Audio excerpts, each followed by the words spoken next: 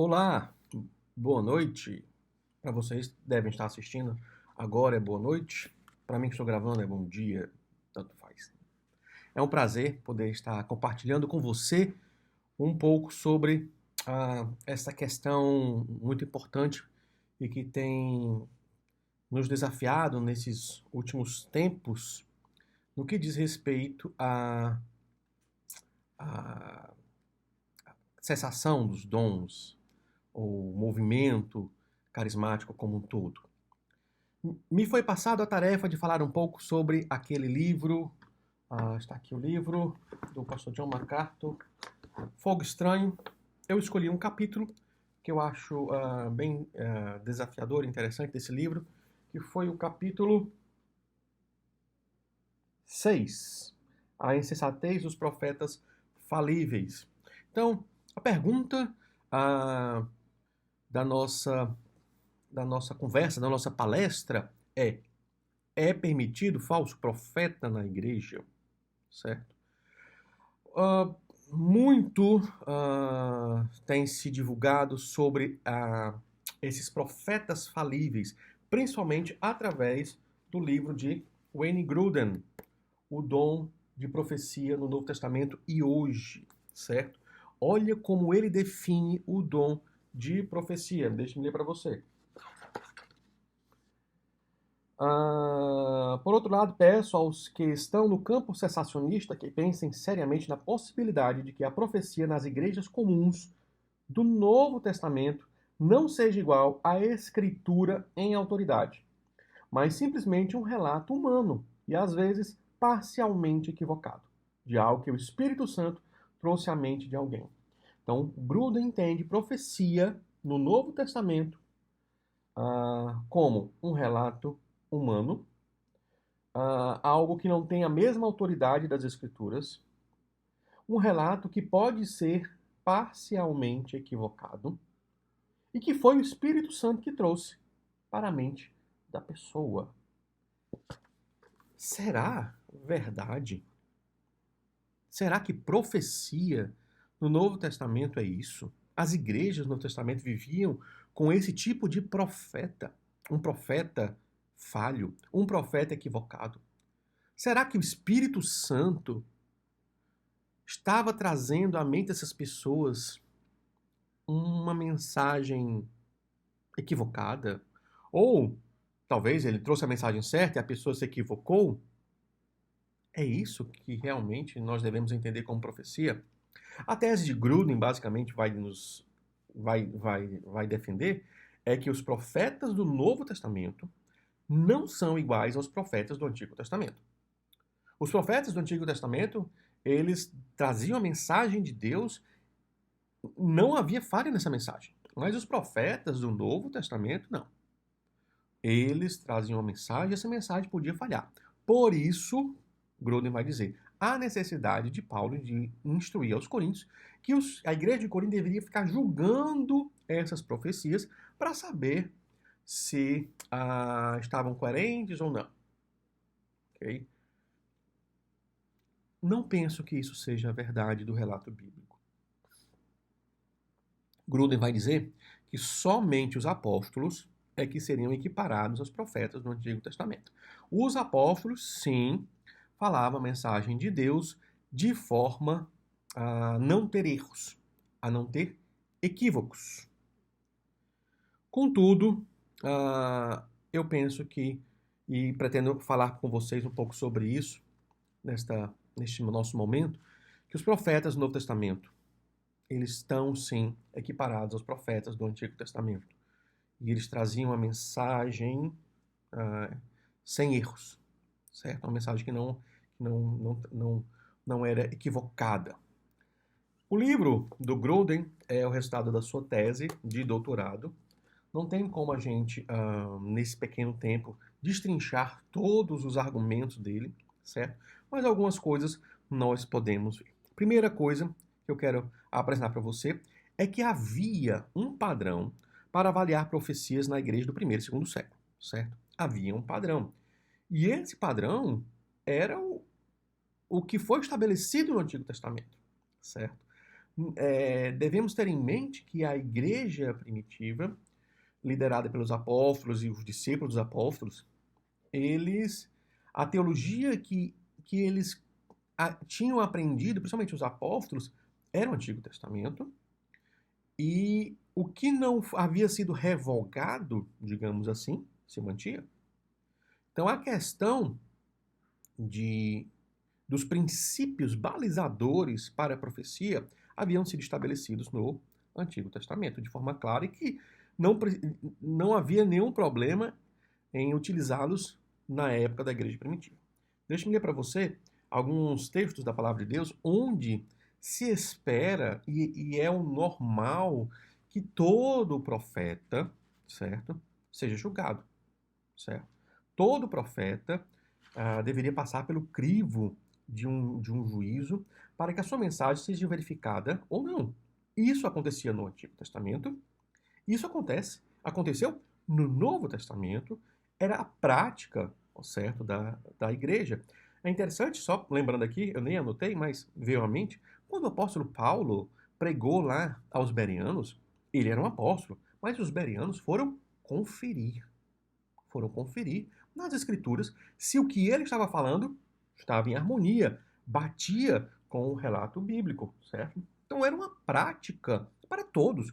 O próprio apóstolo Paulo vai dizer em Gálatas que se ele depois viesse e pregasse outro evangelho, fosse anátema, certo? Ou seja, a conferência era para todos. E isso não desmerecia o profeta ou fazia desse profeta alguém inferior ou de um nível inferior ao profeta do Antigo Testamento, de forma nenhuma. Era o esperado que o povo de Deus conferisse a mensagem, certo? Conferisse a mensagem que estava sendo dada, né? Então, 1 João, capítulo 4, deixa eu ler para você, versículo 1 a 3. Diz assim, vou ler aqui para você. Amados, não deem crédito a qualquer espírito, mas provem os espíritos, para ver se procedem de Deus. Porque muitos falsos profetas têm saído mundo afora. Nisto vocês reconhecem o Espírito de Deus, que todo espírito que confessa que Jesus Cristo veio em carne é de Deus.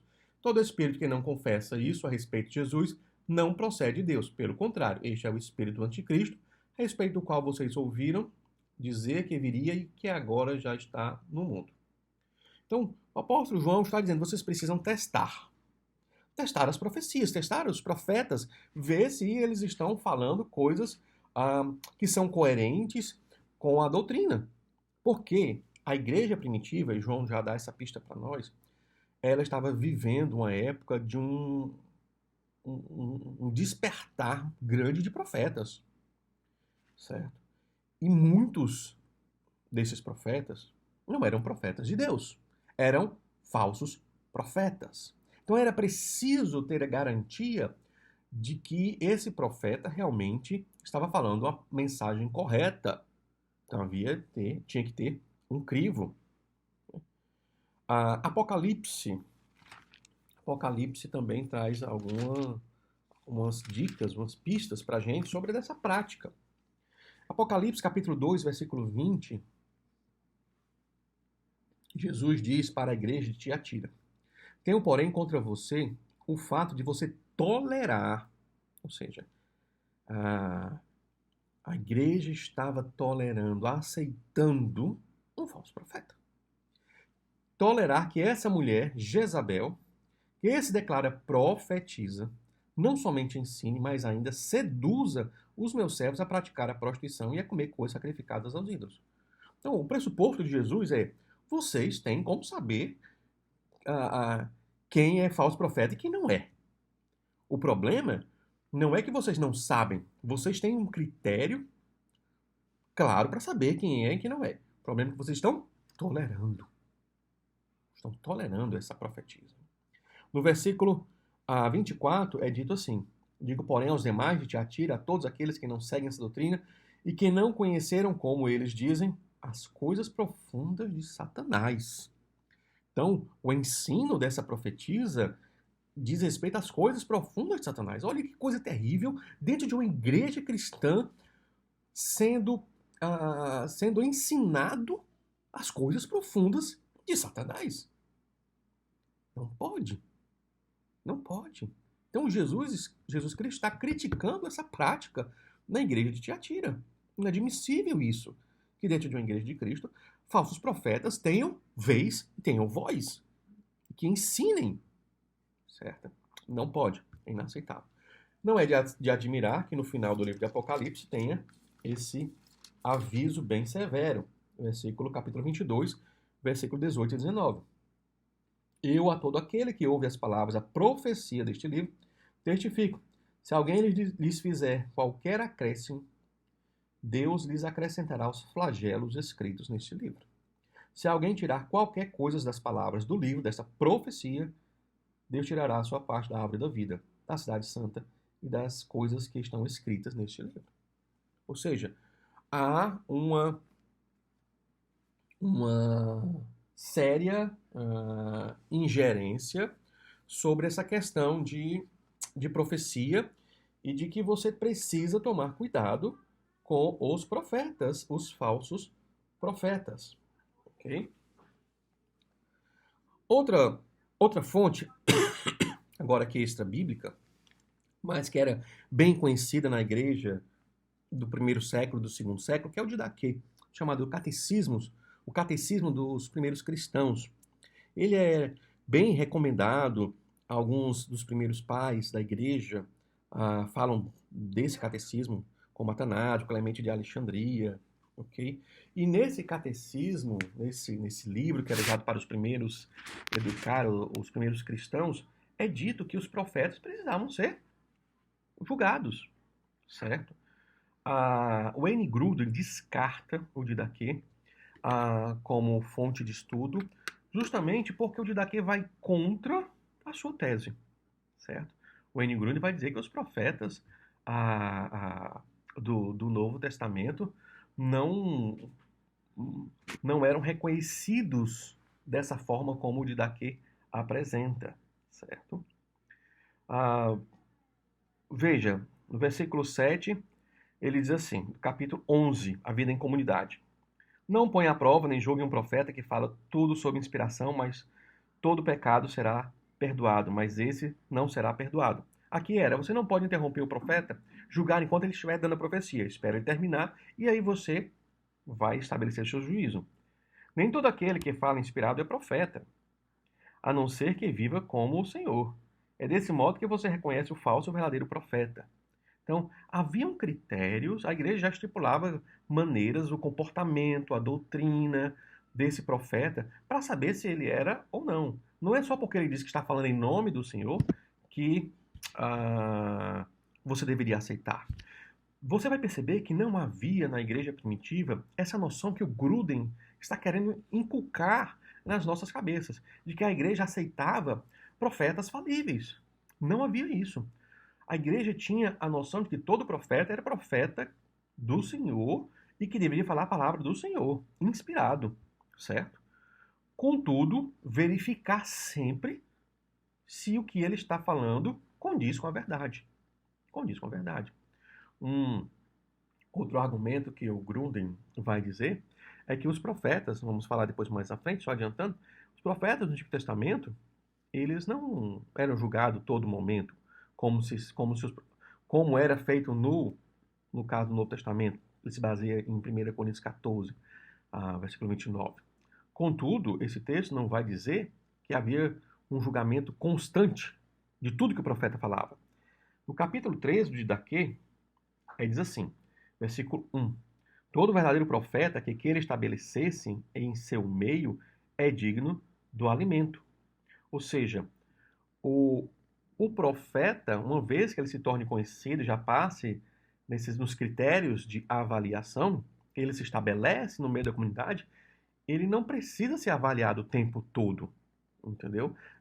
Ele já começa a ter uma certa credibilidade como profeta. Então, não se chega a essa conclusão de Gruden necessariamente. Não. Agora, Novo Testamento traz uma diferença em relação ao Antigo. No Antigo Testamento nós temos uma demanda muito pequena de profetas. No Novo Testamento não. Nós vamos ver, como já vimos aqui no caso do 1 João, o surgimento de uma grande variedade, né, de profetas. O dom da profecia, que foi usado por Deus para estabelecer os fundamentos da igreja junto com os apóstolos, ele estava espalhado por todas as igrejas e muitos profetas existiam. Então era necessário uma prática de cuidado maior do que em relação ao Antigo Testamento. Okay? Mas isso não desmerece a pessoa do profeta ou reduz sua mensagem a algo equivocado. Nada disso. Critérios existem apenas para proteger o próprio profeta de Deus. Ok? Vou botar isso aqui. Outra questão interessante diz respeito ao movimento chamado heresia montanista. Montano, que foi um convertido ao cristianismo no século II, 156 e 157, ele se declara profeta e ele desejava ser enviado de Jesus Cristo ele dizia que era enviado de Jesus Cristo para inaugurar uma nova era, a era do Paráclitos. Haviam duas mulheres, talvez suas profetisas ou auxiliares, que estavam com ele, Priscila e Maximila, se o nome correto é esse, que afirmavam que o Espírito Santo falava através dela. A igreja da época, a igreja ainda recente, estava no seu início, né? No ano 157, depois de Cristo, ainda estava se desvinculando, começando a se distanciar do período apostólico, mas ainda bem recente. A igreja achou muito estranho a prática profética e o conteúdo profético desse grupinho, né? Ficou chamado como os montanistas, a heresia montanista. Eles começaram a destoar das normas bíblicas, dos critérios bíblicos, que eram os critérios do Antigo Testamento para análise de profecia, e também na questão da sua maneira de expressão. As mulheres, Priscila e Maximila, elas entravam em um êxtase muito estranho, e isso levou a igreja a começar a ter cautela e começar a ver aquilo não com tão bons olhos, digamos assim. Priscila afirma que Cristo assumiu a forma de uma mulher. Olha só a profecia. Cristo assumiu a forma de uma mulher e veio até ela e colocou sabedoria nela. A igreja olha para isso e diz, não, peraí, está passando dos limites. Está passando dos limites. Os adeptos do montanismo chamavam digamos assim, o grupo, esse movimento de nova profecia. Olha só, por que os próprios adeptos chamavam de nova profecia?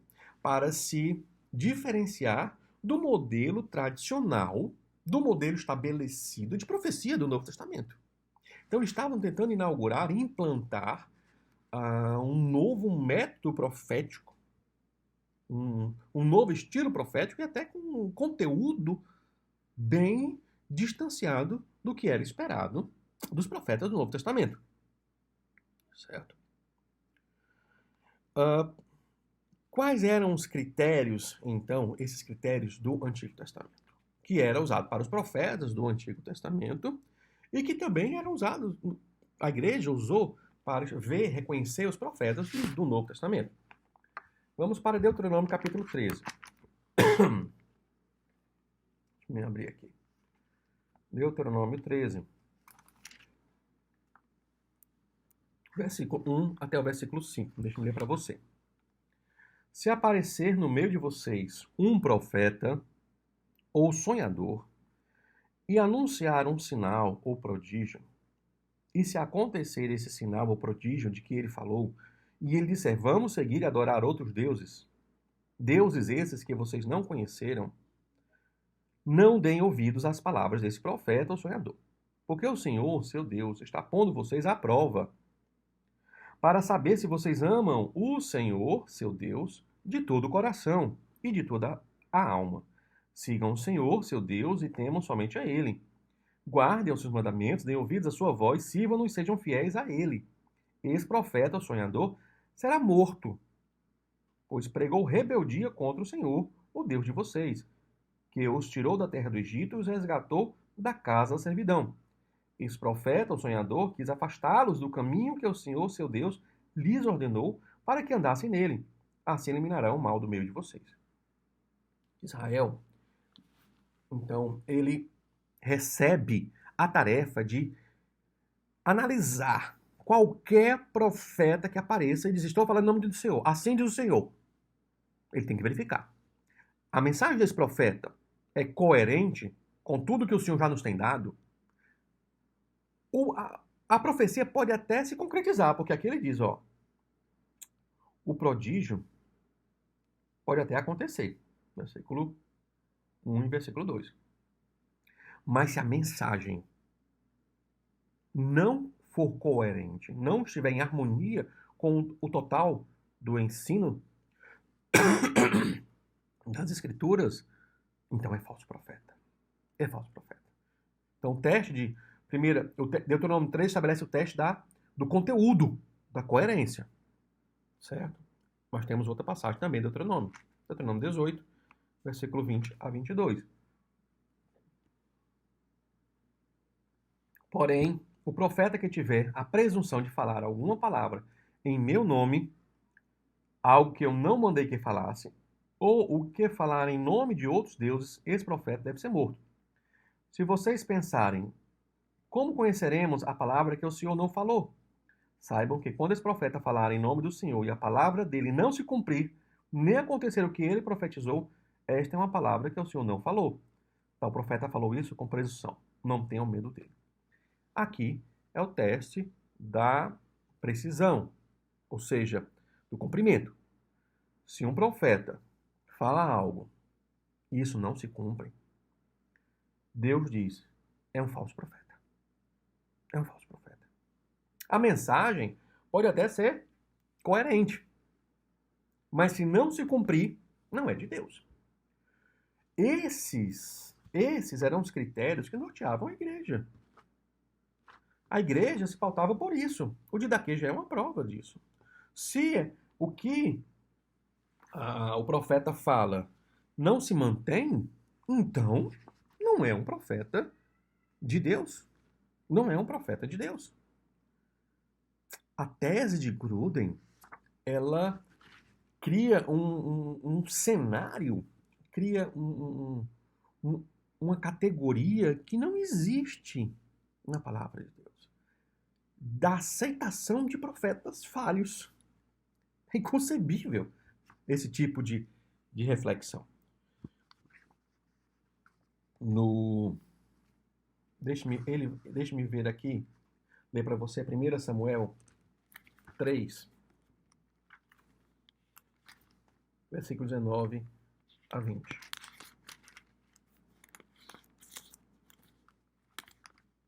Primeira Samuel 3,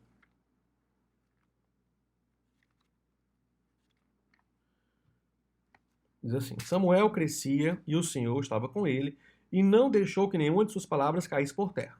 Deus diz que tudo que Samuel profetizava foi cumprido, não deixou que nenhuma palavra. O próprio Deus estava garantindo. Por quê? Porque se alguma das palavras de Samuel caísse por terra, ele seria considerado falso profeta.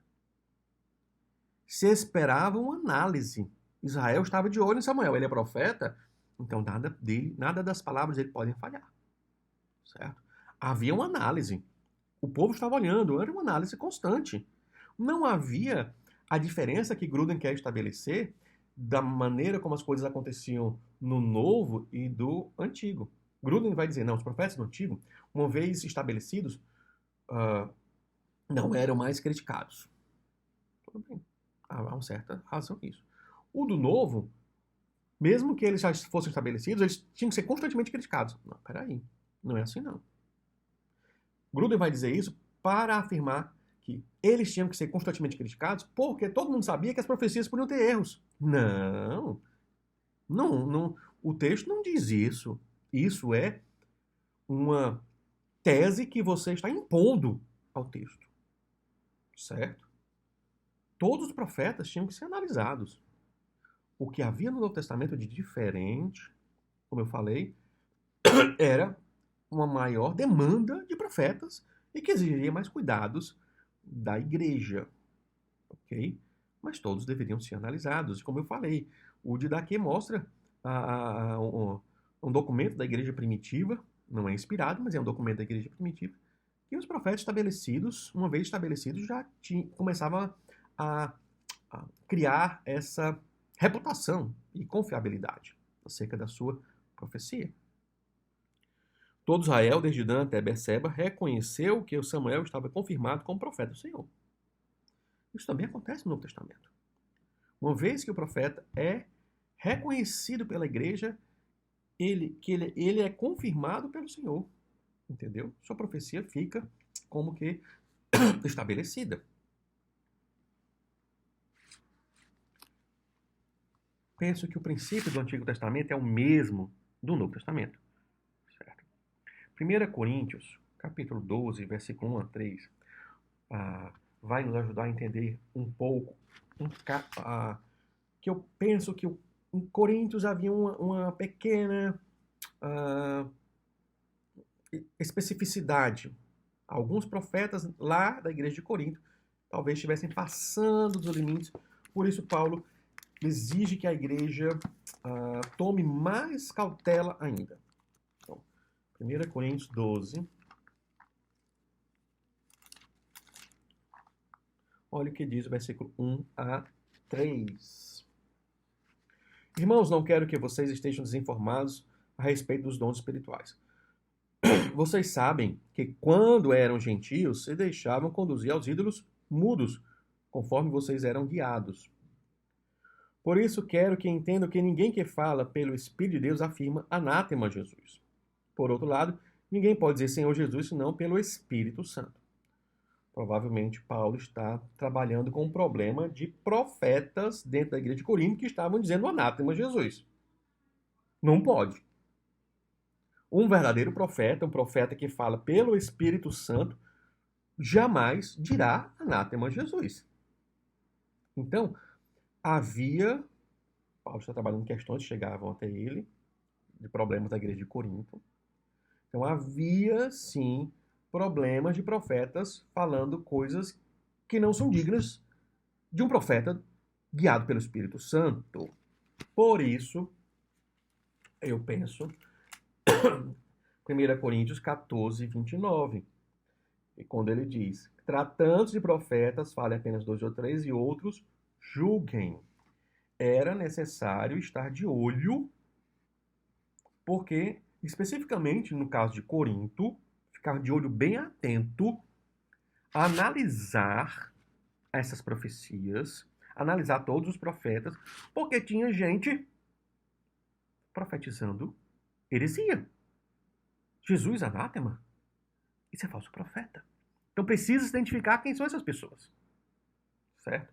O próprio Senhor Jesus Cristo, em Mateus 24, 11, deixa-me ler, diz assim, muitos falsos profetas se levantarão e enganarão a muitos.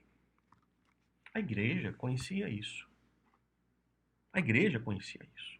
Então já era esperado esse tipo de coisa. Já era esperado essa prática.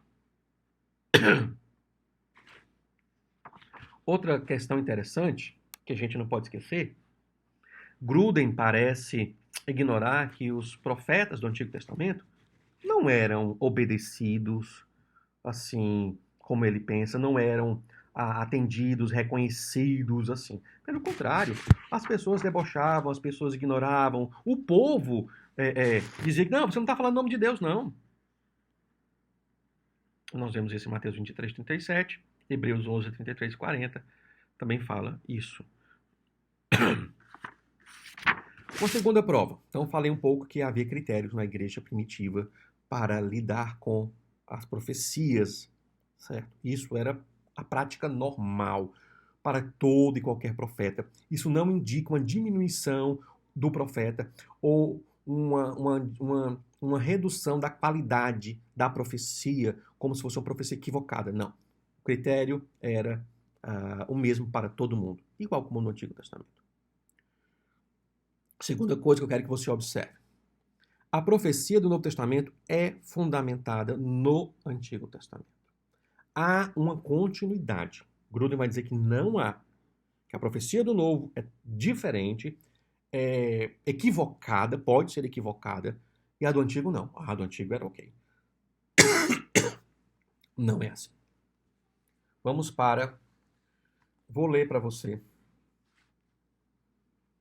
Joel 2, 28 a 32.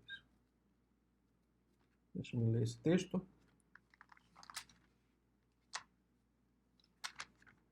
Joel 2, 28 a 32. Olha só. E acontecerá, depois disso, que derramarei o meu espírito sobre a humanidade. Os filhos e as filhas de vocês profetizarão. Os seus velhos sonharão. E os seus jovens terão visões. Até sobre os servos e sobre as servas derramarei o meu espírito naqueles dias. Mostrarei prodígios no céu e na terra, sangue, fogo e colunas de fumaça. O sol se transformará em trevas e a lua em sangue antes que venha o grande e terrível dia do Senhor. Qual a profecia dos últimos dias? Pedro, em Atos, capítulo 2, vai dizer que ali o que está acontecendo no dia de Pentecostes é o cumprimento, pelo menos o cumprimento parcial, né? Já começa algo de Joel, não conclui tudo, né? Os sinais cósmicos não, ainda não, isso será no futuro, com a segunda vinda do Senhor Jesus, mas algo já começa. Olha como Pedro diz. Versículo 17 até o versículo 21 de Atos capítulo 2. E acontecerá nos últimos dias, diz Deus, derramarei o meu espírito sobre toda a humanidade. Ele vai dizer no 16, só para eu dizer.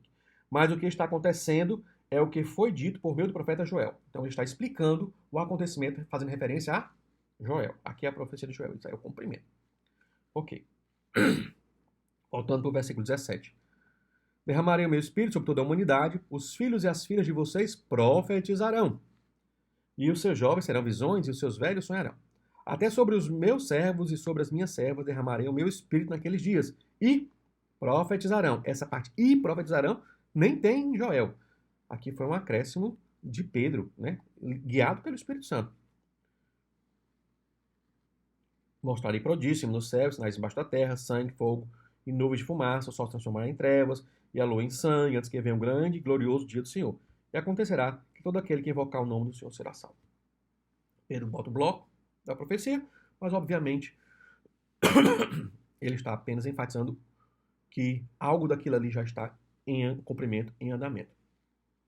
O ponto que eu quero que você perceba é: Pedro está dizendo com todas as letras que o fenômeno profético que está acontecendo no Novo Testamento, a base dele é o Antigo.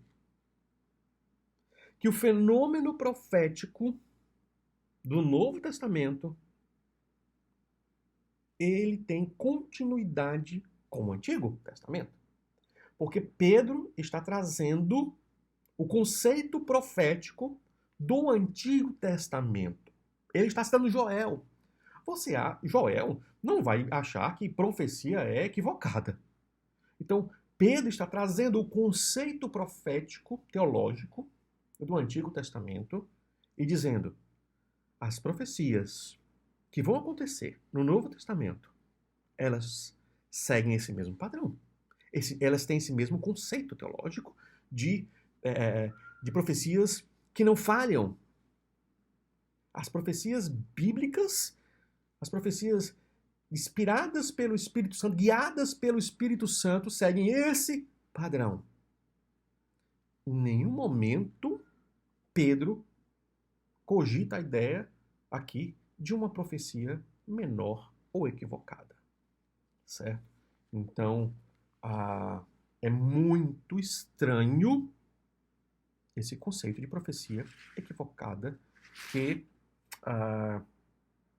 Gruden traz para nós. Gruden também vai querer fundamentar o seu argumento dizendo que o profeta Ágabo, ele equivocou-se. E isso é uma amostra de profecia aceita naquela época, isso que todo mundo sabia que era falho. Mas Ágabo não se equivocou-se. E pelo contrário, Ágabo vai estabelecer uma continuidade muito clara com o padrão do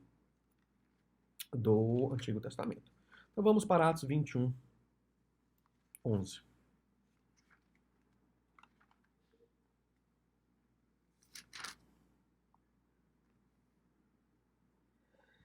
Ágabo faz essa profecia para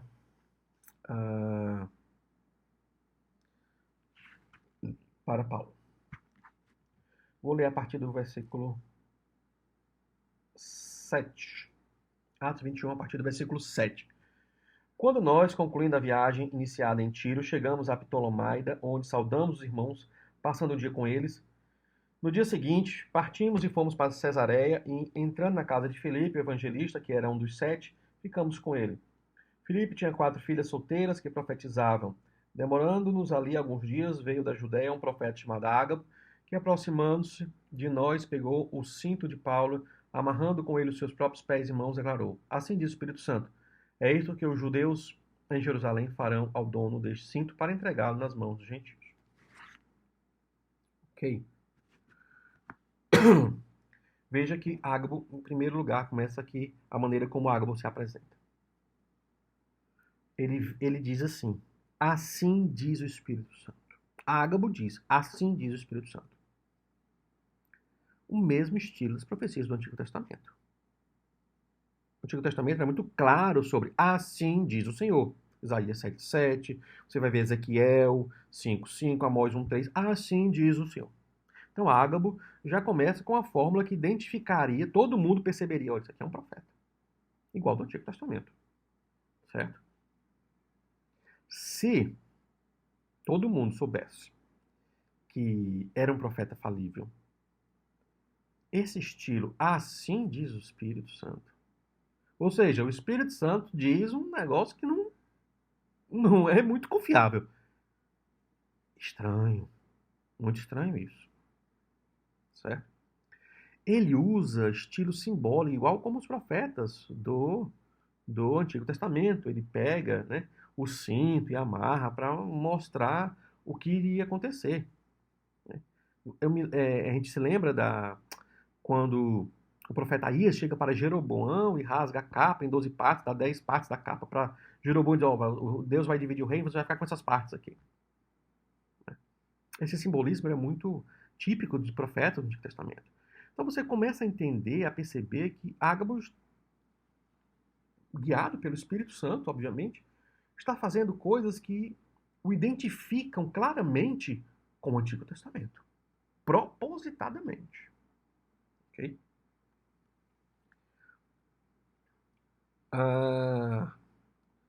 Ele fez outras profecias. Eu vou voltar para essa, mas em Atos 11, só para... Ele também faz uma outra profecia em Atos 11, 27 e 28. Diz assim: naqueles dias, alguns profetas foram de Jerusalém para Antioquia. Apresentando-se um deles, chamado Ágabo, dava a entender pelo Espírito que haveria uma grande fome em todo o mundo. Esta fome veio nos dias do imperador Cláudio. Aqui já deixou bem claro. Ó.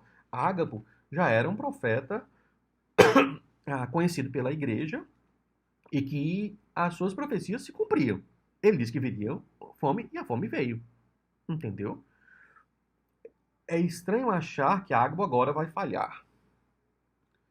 Então, ele faz a profecia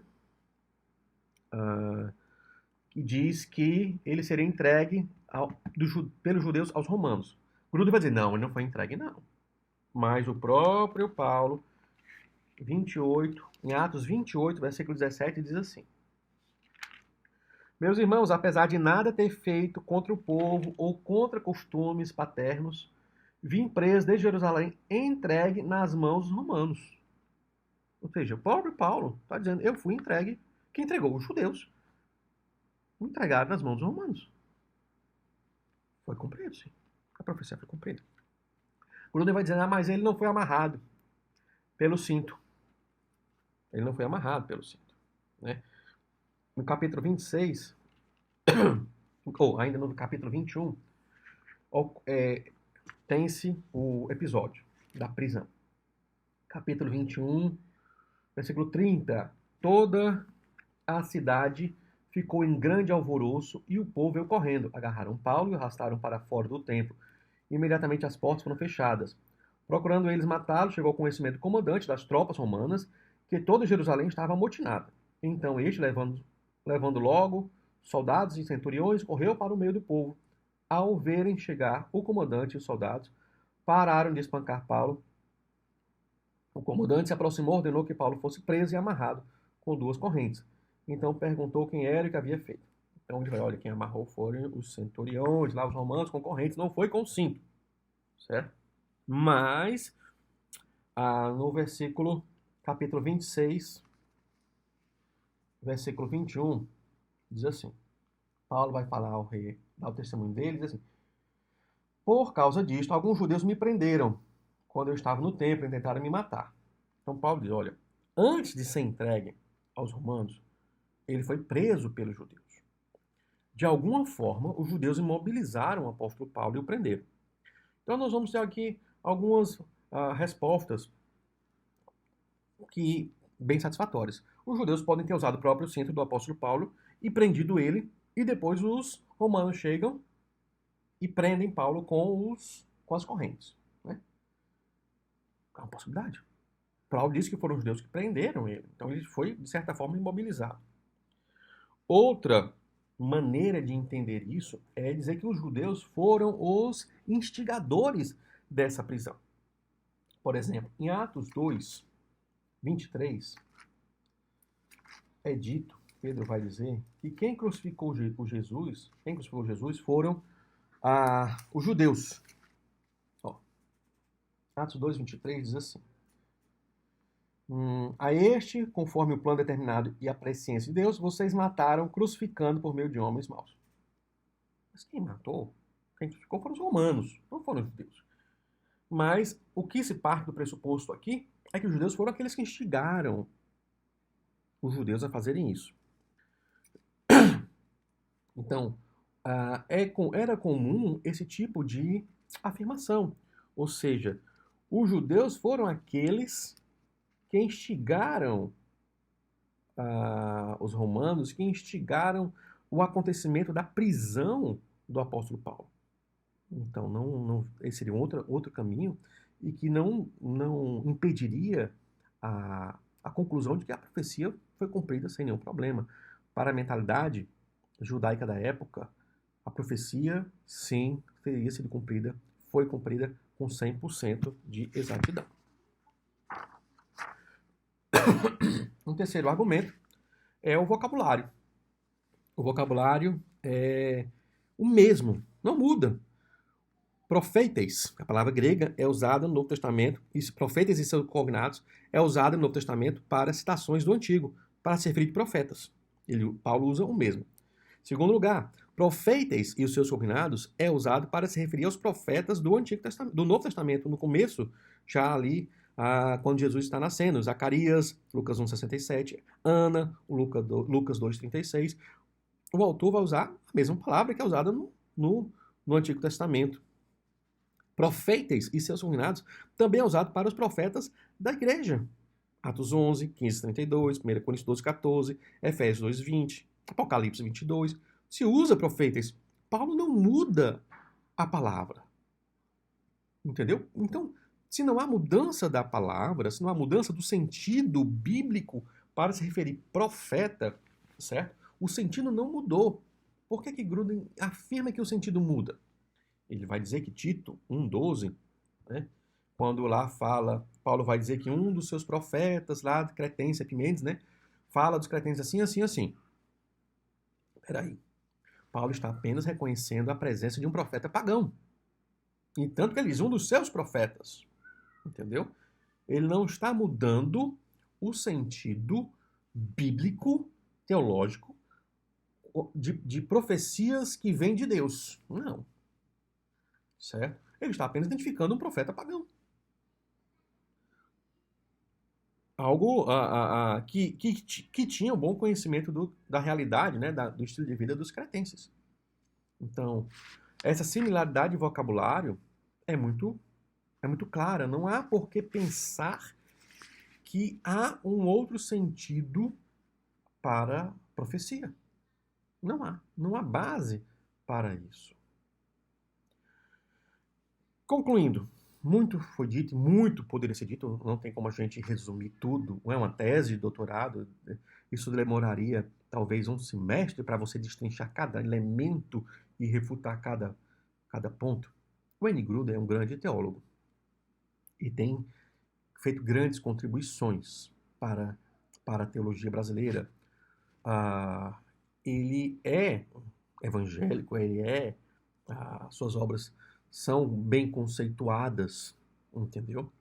Contudo, em específico, este livro, a sua tese de doutorado, e em específico a sua posição, ela traz problemas. E eu quero concluir com 4 observações sobre os problemas que eu penso que vêm dessa sua tese. Primeiro, o continuismo de Grudem tem permitido e tem credenciado a existência de falsos profetas no meio da Igreja de Cristo. No final das contas, é como se ele assinasse embaixo a presença de falsos profetas. Ele está ensinando que a igreja deve aceitar falsos profetas, porque é um critério dado claro que a igreja cristã seguia, que o Antigo Testamento seguia, se a profecia não se cumpre 100%, é falso profeta. É falso profeta. Isso não está errado. E ele diz, não, nada disso. Não é falso profeta, não. Se a profecia está equivocada, isso já era esperado. Porque os profetas no Testamento, nenhum deles falava profecia 100%. Todos falavam profecias equivocadas. Só os apóstolos falavam profecias 100% garantidas. Não, Grudem. Você está errado. Você está errado. Uma profecia que não se cumpre ou que é equivocada implica em presença imediata de falso profeta. Isso é o mesmo que botar o lobo para cuidar das ovelhas. Pobres ovelhas serão devoradas. Então, isso é sério? Isso é sério? É um problema sério. Segundo lugar, a tese de Grudem é um desrespeito, a meu ver, ao Deus Trino, que não falha jamais. O dom de profecia é dado pelo poder do Espírito Santo. Inserir falibilidade neste dom é um total desrespeito para com o Espírito Santo. Ele tenta separar as coisas, mas não dá para separar. Dizer que o Espírito Santo propositadamente dá uma mensagem equivocada. Ele tenta separar porque ele vai dizer, não, é a pessoa que não está entendendo a mensagem do Espírito. Faz parte do ministério do Espírito. O dom de profecia. Faz parte do ministério do Espírito. Problemático, muito problemático. Em terceiro lugar, a tese Grudem é mais como uma camisa de força sobre os relatos bíblicos acerca de profecia. Eu acho que ele não quis ver os dados bíblicos. Ele quis impor e defender a sua posição, a sua teologia carismática. E aqui eu posso até estar julgando ele. Ele pertence à igreja Vineyard, uma igreja carismática, e seria muito desconfortável você ver profecias falhando, não é verdade? Falsos profetas da igreja. Então, talvez ele foi cego pela sua própria, seu próprio contexto social eclesiástico, né? Tentando justificar uma prática a partir da palavra de Deus. A impressão que tenho é que ele insere sua tese goela abaixo nas Escrituras.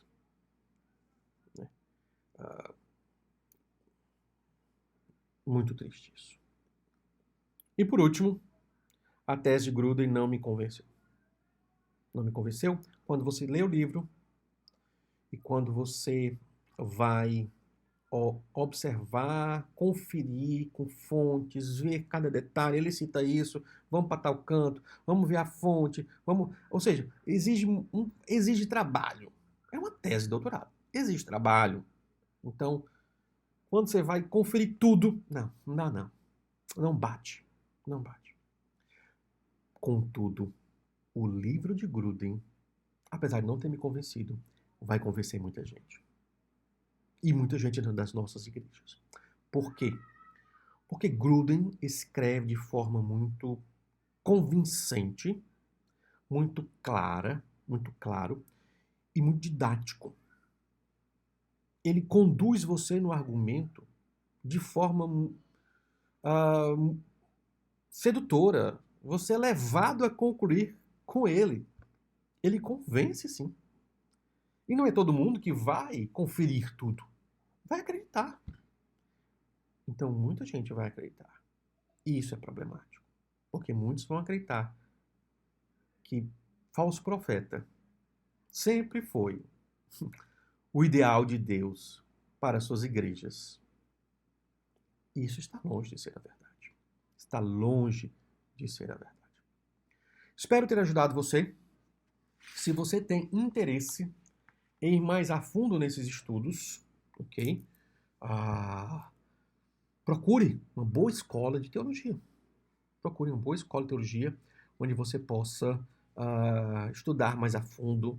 Talvez escrever uma monografia refutando a tese de Gruden, indo ponto por ponto. Né? Então, muito ainda pode ser feito e precisa ser feito a favor da verdadeira e da sã doutrina. Okay? Obrigado a todos. Espero que tenha colaborado com o entendimento melhor da palavra de Deus. Adeus. Abraços.